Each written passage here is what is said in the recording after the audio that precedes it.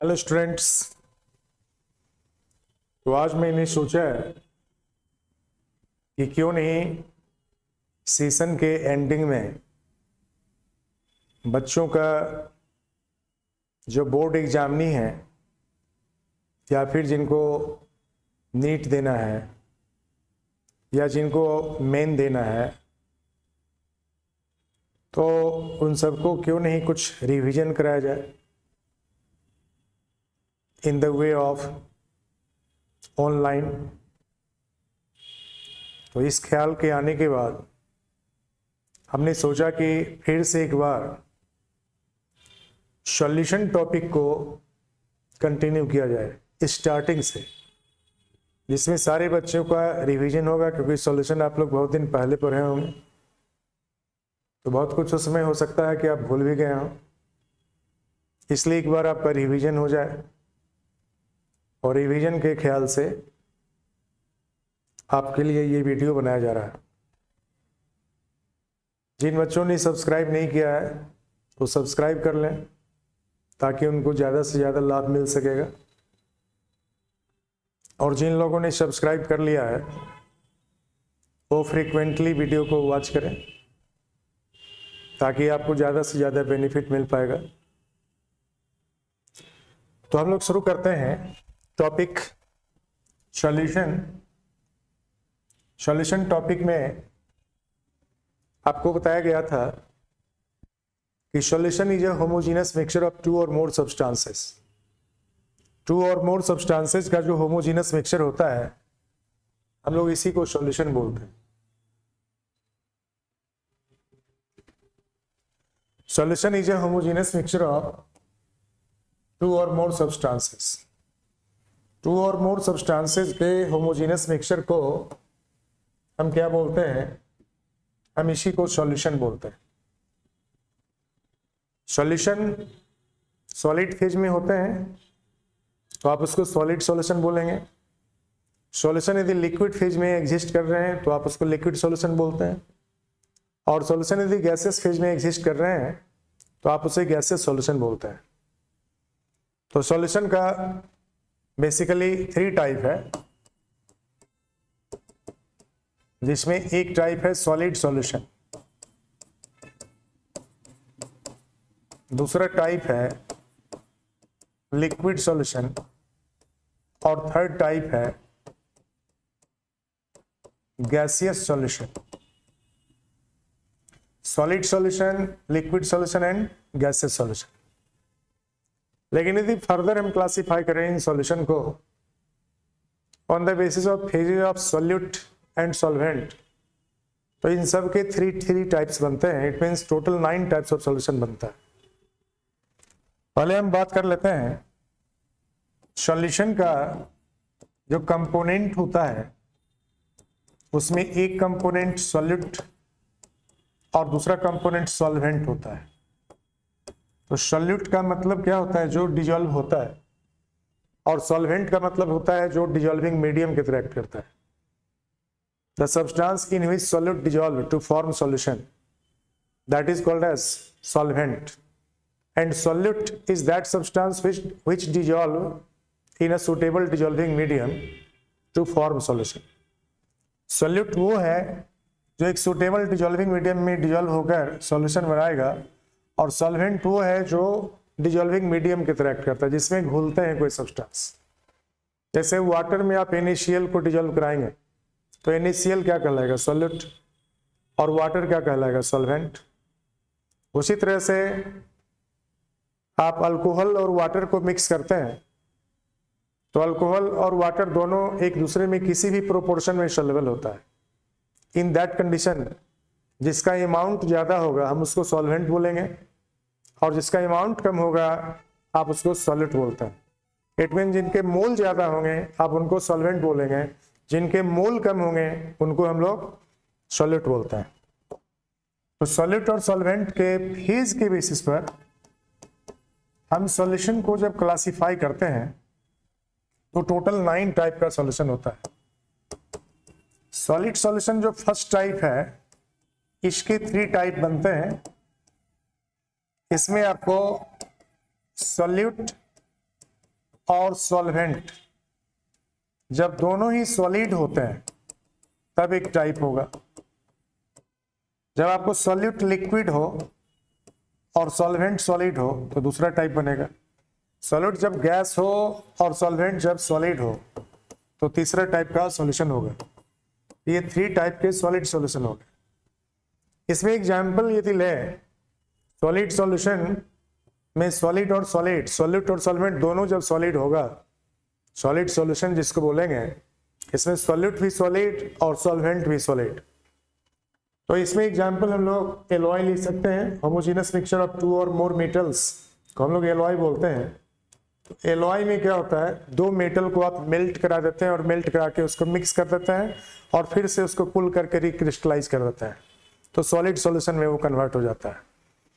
तो आपको एलॉय जो है ये होमोजेनस मिक्सचर है सॉलिड सॉल्यूट का, सॉलिड सॉल्वेंट, जिसका क्वांटिटी ज़्यादा होगा हम लोग उसको सॉल्वेंट बोलेंगे, जिनके क्वांटिटी कम होंगे आप उसको सॉल्यूट बोलते हैं।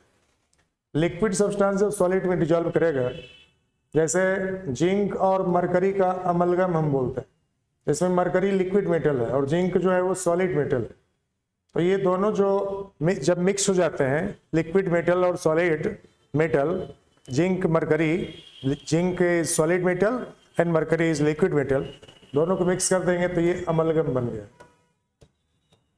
इसी तरह से आप सोडियम मरकरी का अमलगम, ये क्या है, सॉलिड और लिक्विड का मिक्सचर है। जब लिक्विड आपको सॉल्यूट के रूप में होंगे और सॉल्वेंट जो होंगे वो ज्यादा क्वांटिटी में होंगे, दैट इज सॉलिड, तो आप इसको क्या बोलते हैं, that is called as, it is called as solid solution, जिसमें सॉल्यूट लिक्विड है और सॉल्वेंट सॉलिड है। तीसरा टाइप का जो सॉल्यूशन है उसमें गैस है सॉल्यूट के रूप में और सॉल्वेंट जो है आपको वो सॉलिड है। तो सॉलिड जो है वो यहाँ पर गैस है और सॉल्वेंट जो है वो सॉलिड है। आप इसमें एग्जांपल ले सकते हैं, hydrogen gas adsorbed at platinum surface, platinum के सरफेस पर हाइड्रोजन गैस का एडजॉर्ब होना है, या निकेल के सरफेस पर हाइड्रोजन गैस का एडजॉर्ब होना है, या चारकोल के सरफेस पर किसी भी गैस का एडजॉर्ब होना है।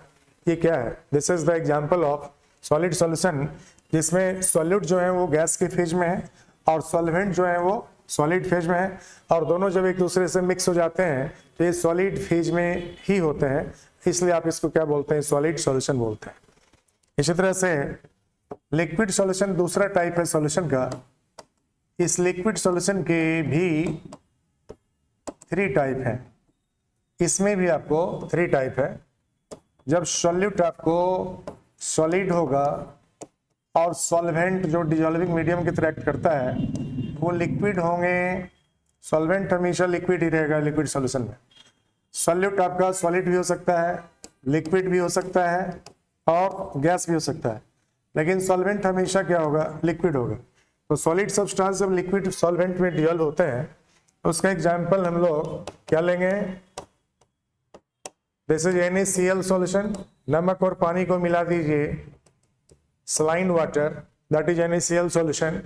NaCl solution is liquid solution in which solid is solute and liquid is solvent.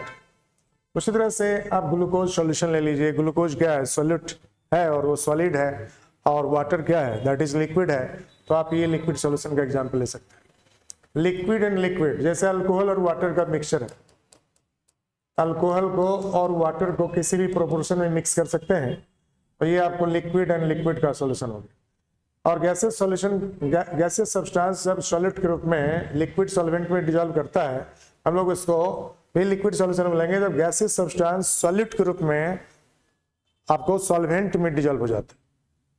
For example oxygenated water, यदि ऑक्सीजन वाटर में डिजॉल्व ना हो तो जितने भी एक्वेटिक लाइफ हैं वो सर्वाइव नहीं करेंगे। एक्वेटिक लाइफ के सर्वाइव होने के लिए जो मिनिमम ऑक्सीजन का सॉल्युबिलिटी वाटर में होना चाहिए वह जब तक नहीं होगा एक्वेटिक लाइफ सर्वाइव नहीं करते हैं।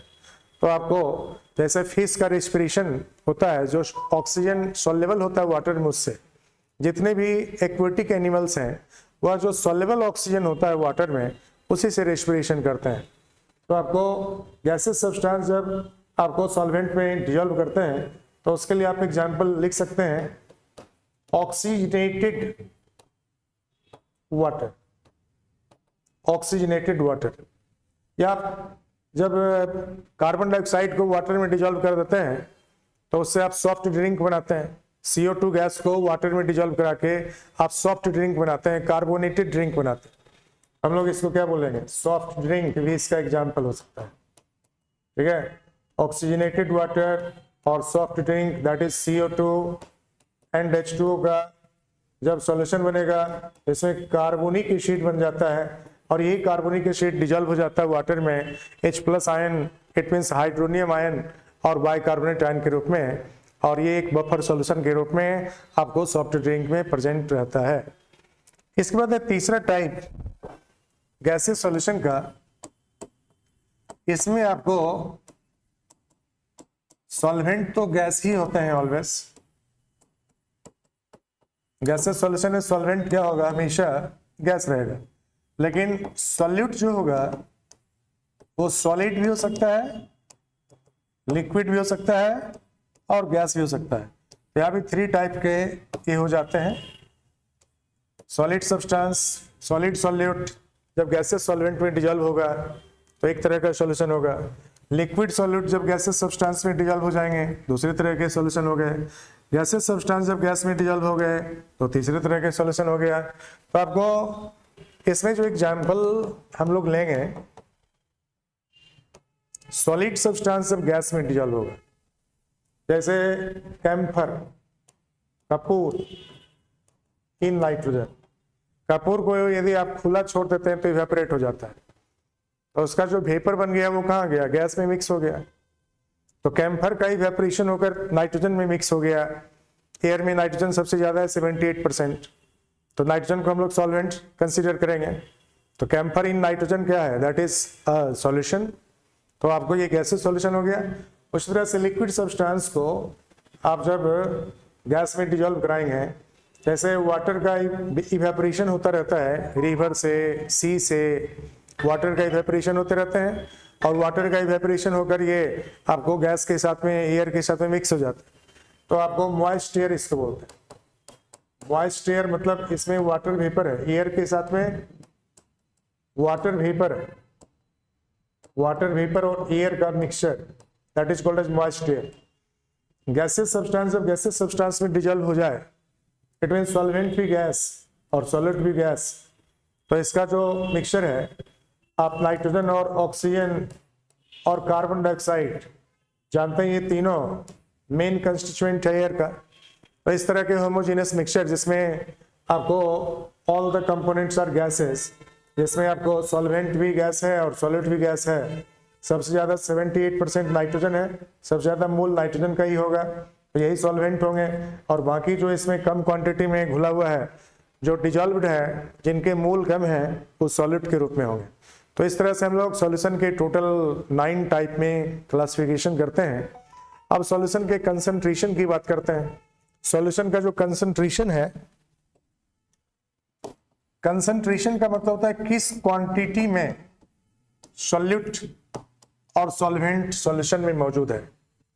सॉल्यूट और सॉल्वेंट का क्वांटिटी क्या है, परसेंटेज क्या है, मोल कितना है, कितने लीटर में कितना मोल प्रेजेंट है, या कितने मोल में कितना मोल प्रेजेंट है, इस तरह के जो एक्सप्रेशन है आप उसी को क्या बोलते हैं, कंसंट्रेशन।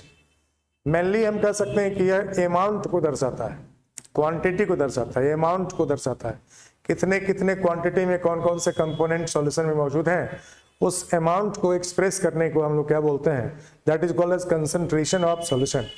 कंसंट्रेशन ऑफ सॉल्यूशन को आप परसेंटेज मास में, या परसेंटेज वॉल्यूम में, या मास बाय वॉल्यूम परसेंट में, या ppm पार्ट्स पर मिलियन में, या मोल फ्रैक्शन के टर्म में, या मोलरिटी के टर्म में, मोलैलिटी के टर्म में, डिफरेंट टर्म्स में, नॉर्मेलिटी के टर्म में आप इसको एक्सप्रेस करते हैं। Various terms, there are many ways in which concentration of solution can be expressed. तो हम लोग बारी बारी से डिस्कस करते हैं कंसंट्रेशन ऑफ सॉल्यूशन को। जैसे फर्स्ट हम लोग डिस्कस करने जा रहे हैं, that is mass percent. Mass percent को W/W% भी बोलते हैं, या मास बाय मास परसेंट बोलते हैं, इसी को मास बाय मास परसेंट भी बोलते हैं। इसमें देखिए नेम में ही इसका मतलब छिपा हुआ है, मास बाय मास परसेंट, मतलब सॉल्यूट के मास में आप सॉल्यूशन के मास से डिवाइड कर दीजिए, तो per unit mass of solution में कितना मास सॉल्यूट का ये निकल जाएगा, और per unit mass of solution में कितना मास सॉल्यूट का निकाल के आप 100 से मल्टीप्लाई कर दीजिए, तो 100 part by mass of solution में कितना मास सॉल्यूट का है ये कैलकुलेट हो जाएगा। तो हम लोग इसी को क्या बोलते हैं, mass percent of solute in the solution. तो मास ऑफ सॉल्यूट कितना है in 100 parts by mass of solution, इसी को क्या बोलते हैं हम लोग, it is called as mass percent of solute in the solution. कितना मास सॉल्यूट का है 100 part by mass of solution में, अब उसी को बोलते हैं mass percent of solute in the solution. Solute का कितना मास है 100 part by mass of solution में, आप इसी को क्या बोलते हैं, mass percent of solute in the solution. It means per unit mass of solution में कितना मास ऑफ सॉल्यूट है ये फाइंड करना हो, तो मास ऑफ सॉल्यूट में मास ऑफ सॉल्यूशन से डिवाइड कर दीजिए। यह रेशियो आपको क्या बताता है, यूनिट मास ऑफ सॉल्यूशन में कितना मास सॉल्यूट का है। जब टोटल मास ऑफ सॉल्यूट आपको पता है इतना है, और टोटल मास ऑफ सॉल्यूशन आपको पता है, तो दोनों का रेशियो कर देंगे, मास of solute bye mass of solution निकाल देंगे, तो यूनिट मास ऑफ सॉल्यूशन में कितना मास सॉल्यूट का ये फाइंड होगा। लेकिन हमें परसेंटेज बताने के लिए 100 में निकालना पड़ता है। तो जब यूनिट मास ऑफ सॉल्यूशन में कितना सॉल्यूट है ये फाइंड हो गया, this is the unit mass of solute in solution, तो 100 से इसमें मल्टीप्लाई कर देंगे, तो 100 मास ऑफ सॉल्यूशन में कितना मास सॉल्यूट का ये कैलकुलेट हो जाएगा। इसी को बोलते हैं हम लोग मास percent of solute in solution, इसी को W/W% बोलते हैं ऑफ सॉल्यूट। इसी तरह से आप सॉल्वेंट का भी निकाल सकते हैं, जब आप ऊपर में सॉल्वेंट कर देंगे और नीचे सॉल्यूशन कर दीजिए तो आपको सॉल्वेंट का मास परसेंट निकल जाएगा।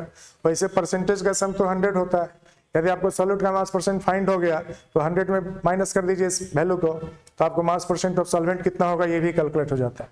मास परसेंट ऑफ सॉल्यूट जब फाइंड हो गया तो मास परसेंट ऑफ सॉल्यूट जब फाइंड हो गया तो मास परसेंट ऑफ सॉल्वेंट निकालने के लिए हम लोग क्या करेंगे, इसको फाइंड करने के लिए, क्योंकि 100 होता है दोनों का सम, तो 100 में मास परसेंट ऑफ सॉल्यूट को माइनस कर देंगे, या मास परसेंट ऑफ सॉल्वेंट नोन है और सॉल्यूट का मास परसेंट चाहिए, तो 100 minus mass percent of solvent कर देंगे तो मास परसेंट ऑफ सॉल्यूट भी निकल जाएगा। मास परसेंट ऑफ सॉल्वेंट निकालना है और सॉल्यूट का मास परसेंट नोन है, तो 100 में मास परसेंट ऑफ सॉल्यूट को माइनस कर दिए तो क्या मिल गया, मास परसेंट ऑफ सॉल्वेंट मिल गया। फॉर एग्जाम्पल एक क्वेश्चन आपको है, 20 ग्राम NaCl is dissolved in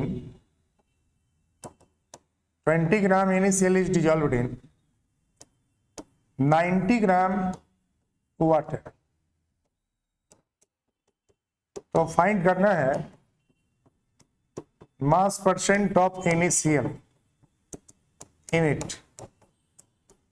तो आपको मास परसेंट ऑफ NaCl फाइंड करना है, तो mass of NaCl bye mass of solution और इनटू 100 कर देंगे। मास ऑफ NaCl 20 ग्राम है और मास ऑफ सॉल्यूशन कितना होगा, 20 ग्राम NaCl और 90 ग्राम वाटर दोनों का सम हो जाएगा, क्योंकि एक सॉल्यूशन में according to law of conservation of mass solute और सॉल्वेंट दोनों को ऐड कर रहे हैं, तो सॉल्यूट का मास कितना है और सॉल्वेंट का मास कितना है दोनों का ऐड कर देंगे, जो एडेड वैल्यू आएगा हम लोग उसी को मास ऑफ सॉल्यूशन बोलेंगे। क्योंकि जब आप सॉल्यूट को सॉल्वेंट में डिजॉल्व कराते हैं तो टोटल मास ऑफ सॉल्यूशन जो होगा वो sum of the mass of solute and mass of solvent के इक्वल होगा according to law of conservation of mass. तो सॉल्यूट का मास 20 ग्राम है और सॉल्वेंट का मास 20 प्लस 90 ग्राम हो गया, तो यूनिट मास ऑफ सॉल्यूशन में कितना ग्राम सॉल्यूट है ये फाइंड हो जाता है, और इसमें 100 से मल्टीप्लाई कर देंगे तो आपको परसेंटेज मास ऑफ NaCl कितना होगा सॉलिड का, ये आपको इस तरह से फाइंड हो जाता है। दूसरा, हम लोग मास अपॉन वॉल्यूम परसेंट की जब बात करते हैं, बहुत से ऐसे सॉल्यूशन होते हैं जिस सॉल्यूशन में सॉलिड सॉल्यूट जो होता है वो सॉलिड घुला होता है, और ये सॉल्यूशन जो है वो लिक्विड है।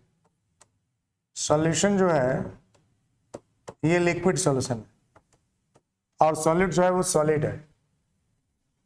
तो सॉलिड सब्सटेंस का हम लोग मास यूज करते हैं, और लिक्विड सॉल्यूशन का हम लोग वॉल्यूम एक्सप्रेस करते हैं।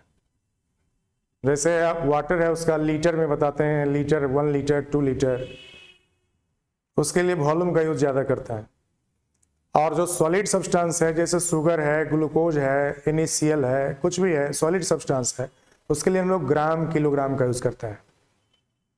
तो जब सर्टेन सब्सटेंस जो सॉलिड सब्सटेंस है वो डिजॉल्व हो जाता है लिक्विड में, तो सॉल्यूशन जो बन जाता है वो तो लिक्विड हो जाता है, लेकिन सॉलिड सब्सटेंस ही खुला है उसमें। तो कितना ग्राम सॉलिड का डिजॉल्व किया, कितने मिलीलीटर ऑफ सॉल्यूशन में। यदि वॉल्यूम ऑफ सॉल्यूशन आपको नोन हो और सॉलिड का मास नोन हो, तो आप मास बाय वॉल्यूम परसेंट इसका फाइंड कर सकते हैं। तो मास बाय वॉल्यूम परसेंट निकालने के लिए हम लोग क्या करते हैं, यदि आपको मान लीजिए let V millilitre of solution contain करते हैं W gram of solute, W gram solute contain करते हैं, W ग्राम सॉल्यूट प्रेजेंट है V मिलीलीटर ऑफ सॉल्यूशन में, तो हमें निकालना है मास अपॉन वॉल्यूम परसेंट। इसमें टर्म में ही है मास अपॉन वॉल्यूम, मतलब यूनिट वॉल्यूम ऑफ सॉल्यूशन में कितना मास सॉल्यूट का ये निकाल लीजिए, फिर 100 वॉल्यूम में कितना होगा ये कैलकुलेट कर दीजिए। तो पर यूनिट वॉल्यूम में कितना होगा ये निकालना है। यदि V मिलीलीटर ऑफ सॉल्यूशन में W ग्राम सॉल्यूट का है, तो 1 मिलीलीटर में यूनिट वॉल्यूम में W ग्राम ऑफ सॉल्यूट बटे volume of solution in millilitre बता रहा है यूनिट वॉल्यूम ऑफ सॉल्यूशन में कितना मास ऑफ सॉल्यूट है। और 100 में जब इसको कैलकुलेट करेंगे आउट ऑफ 100, तो W gram by volume in millilitre और इंटू 100 कर दीजिए, तो फाइंड हो गया आपको मास अपॉन वॉल्यूम परसेंट। तो मास अपॉन वॉल्यूम परसेंट अब आपका आ गया W बाई V इंटू 100, यानी कि W बाई V परसेंट निकालना है तो W इन ग्राम यूज करते हैं और वॉल्यूम मिलीलीटर में या क्यूबिक सेंटीमीटर में और इंटू 100 कर देंगे, तो आपको कैलकुलेट हो जाता है W by V percent. Solid का मास यूज करेंगे, जो सॉलिड सब्सटेंस है वो डिजॉल्व हो रहा है तो हम लोग उसका मास यूज करेंगे, और जो सॉल्यूशन बना वो लिक्विड हो गया तो उसका हम लोग वॉल्यूम यूज करेंगे। इतने मिलीलीटर में इतना ग्राम है तो 1 मिलीलीटर में कितना ग्राम होगा, और फिर 100 में कितना ग्राम होगा, ये कैलकुलेट कर लेते हैं। उसी को बोलते हैं हम लोग मास अपॉन वॉल्यूम परसेंट। तो आपको एक क्वेश्चन यहाँ दे दिया जा रहा है, in soft drink 30 gram sugar is dissolved in 300 ml solution and W by V percent of sugar in soft drink। तो भाई सॉफ्ट ड्रिंक के 300 ml में कितना ग्राम है, 30 ग्राम है। शुगर कितना है, 30 ग्राम है, और वॉल्यूम ऑफ सॉफ्ट ड्रिंक कितना है, 300 ml है। तो आप 300 ml में 30 ग्राम सॉल्यूट है, 1 ml में कितना होगा, 30 बाई 300 ग्राम हो जाएगा। तो 100 ml में कैलकुलेट करेंगे तो 30 बाई 300 और इंटू 100 कर देंगे, तो आपको ये जो कैलकुलेट हुआ, दिस इज 100 से ये 3 टाइम्स और 3 से ये 10 टाइम्स, मतलब 10% W बाई V के बराबर हो गया। आप इस तरह से भी बना सकते हैं कि इतने मिलीलीटर ऑफ सोल्यूशन में इतना ग्राम सोल्यूट है, 1 मिलीलीटर में कितना ग्राम होगा, 100 मिलीलीटर सॉल्यूशन में कितना ग्राम होगा। या फिर आप इसके लिए फॉर्मूला यूज कर सकते हैं, आपको अभी बताया गया फॉर्मूला, मास अपॉन वॉल्यूम इनटू 100। तो W अपॉन V परसेंट निकालना है, तो W ग्राम सॉल्यूट का मास और volume of solution in millilitre और इनटू 100 कर दीजिए, तो W by V percent calculate होता है। तो W यहाँ पर जो है वो 30 ग्राम शुगर है और वॉल्यूम ऑफ सॉल्यूशन 300 ml है, मिलीलीटर में वॉल्यूम रखना है 300 और इनटू 100, तो आपको कट गया ये, that is what percent, 10% W by V। तो आज का जो वीडियो लेक्चर है वो यहीं पर रहेगा, अगले दिन हम लोग फिर उपस्थित होंगे नए वीडियो के साथ। आप डेली कंटिन्यू करें हमारे साथ, निश्चित रूप से आपके एग्जाम बेहतर जाएंगे, आप काफ़ी अच्छा कर सकते हैं। बट NCERT बुक को आपको रिवाइज करते रहना है और ज़्यादा से ज़्यादा प्रॉब्लम्स बनाना है। फिजिकल केमिस्ट्री में ज़्यादा से ज़्यादा प्रॉब्लम्स बनाने के लिए सीखना है, क्योंकि इसमें प्रॉब्लम, न्यूमेरिकल प्रॉब्लम ज़्यादा पूछा जाता है। याद रखें इस बात। Thank you.